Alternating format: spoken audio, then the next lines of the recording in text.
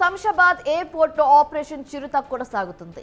Airport లో చొరబడిన చిరుతను బంధించేందుకు ప్రయత్నాలు ముమ్మరమయ్యాయి. చిరుత కోసం ప్రత్యేక బృందాలు 4 రోజులుగా శ్రమిస్తున్నాయి. బోన్ వరకు వచ్చిన చిరుత చిక్కకుండా వెళ్లిపోతుంది. చిరుతను బంధించేందుకు ఇప్పటికే 5 బోన్లు, 25 సీసీ కెమెరాలను ఏర్పాటు చేశారు. అన్ని ట్రాప్ కెమెరాలో చిరుత దృశ్యాలు చిక్కాయి. మేకను ఎరగవేసిన చిరుత బోన్లోకి రావడం లేదు. ఒకే ప్రాంతంలో చిరుత సంచరిస్తున్నట్లు గుర్తించారు.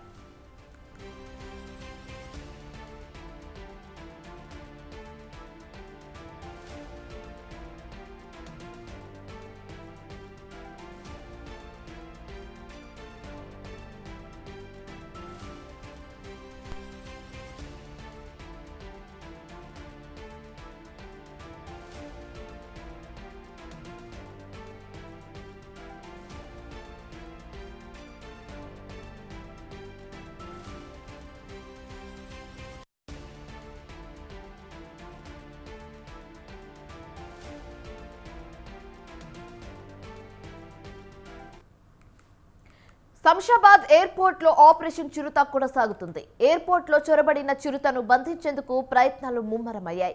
చిరుత కోసం ప్రత్యేక బృందాలు 4 రోజులుగా శ్రమిస్తున్నాయి.